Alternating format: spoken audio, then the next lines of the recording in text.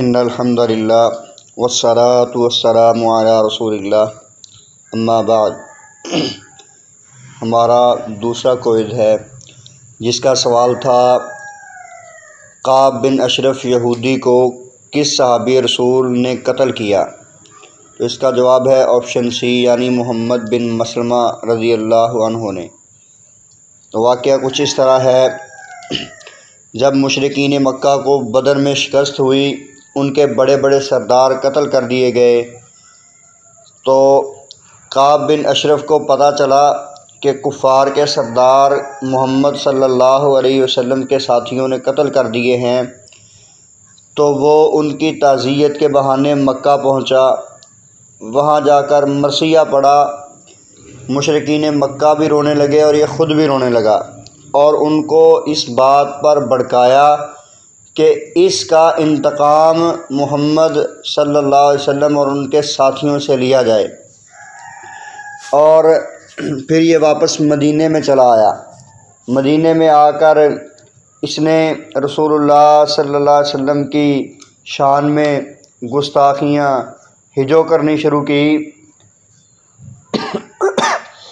صرف زبان سے ہی نہیں بلکہ یہ رسول اللہ صلی اللہ علیہ وسلم کے قتل کا ارادہ کرنے لگا۔ رسول اللہ صلی اللہ علیہ وسلم کے قتل کے پروگرام اس نے بنائے۔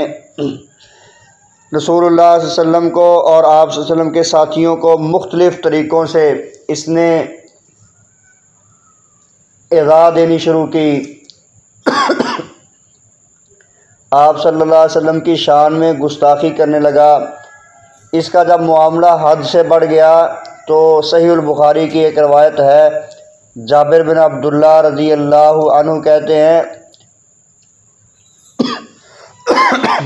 اللہ کے رسول صلی اللہ علیہ وسلم نے فرمایا، من لکعب بن اشرف فإنہ قد اذی اللہ ورسولہ۔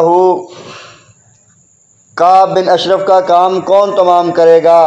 تحقیق اس نے اللہ اور اس کے رسول کو بہت تکلیف دی ہے۔ تو محمد بن مسلمہ رضی اللہ تعالی عنہ کھڑے ہوئے اور کہنے لگے، اللہ کے رسول، کیا آپ پسند کرتے ہیں میں اس کا کام تمام کروں، میں اس کو قتل کر دوں؟ تو آپ صلی اللہ علیہ وسلم نے فرمایا ہاں۔ تو محمد بن مسلمہ رضی اللہ عنہ نے آپ صلی اللہ علیہ وسلم سے اجازت چاہی کہ اگر مجھے کچھ کلمات آپ کے بارے میں کہنے پڑیں تو مجھے اجازت ہے۔ آپ صلی اللہ علیہ وسلم نے اجازت دی۔ تو محمد بن مسلمہ اپنے کچھ ساتھیوں کو لے کر کعب بن اشرف کے پاس گیا اور جا کے کہنے لگا، محمد نے تو ہمیں تھکا دیا ہے، یہ ہم سے صدقہ ہی مانگتا رہتا ہے، ہمارے پاس مال کم ہو گیا ہے، ہمیں 2-4 وسق غلے کے دو۔ تو کعب بن اشرف کہنے لگا، ابھی تو تم اور اکتاؤ گے۔ تو محمد بن مسلمہ رضی اللہ عنہ نے کہا کہ اب ہم اس کے ساتھ چل پڑے ہیں، جب تک کوئی انجام دیکھ نہ لیں تو ہم ان کو چھوڑیں گے نہیں، یعنی کہ آخری حد تک ساتھ جائیں گے۔ ہم ان کے انجام کو دیکھنے کے بعد پھر پیچھے ہٹیں گے۔ تو کعب بن اشرف نے کہا، اگر تم غلہ لینے آئے ہو تو میرے پاس کچھ گروی رکھو۔ تو محمد بن مسلمہ نے کہا، کیا گروی رکھیں؟ کہنے لگا، اتنا خبیث تھا، کہنے لگا اپنی عورتوں کو گروی رکھو۔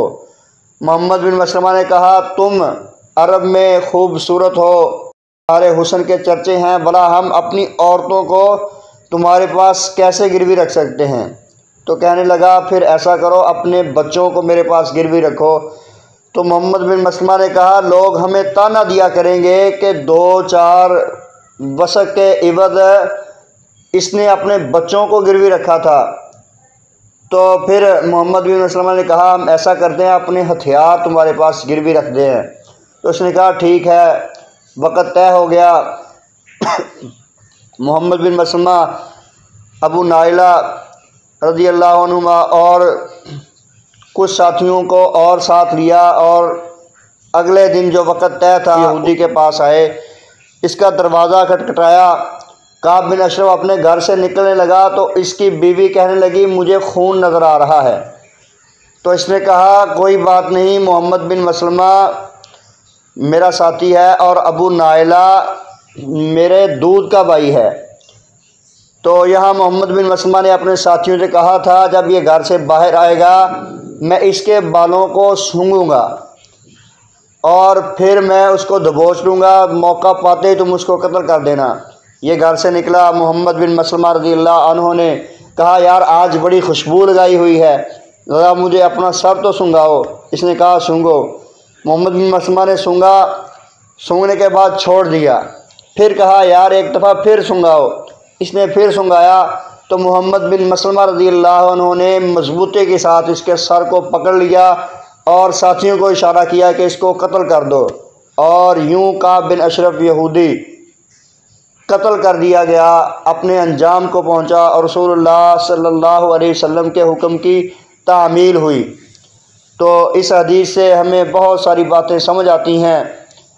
پہلی بات کہ گستاخ رسول واجب القتل ہے۔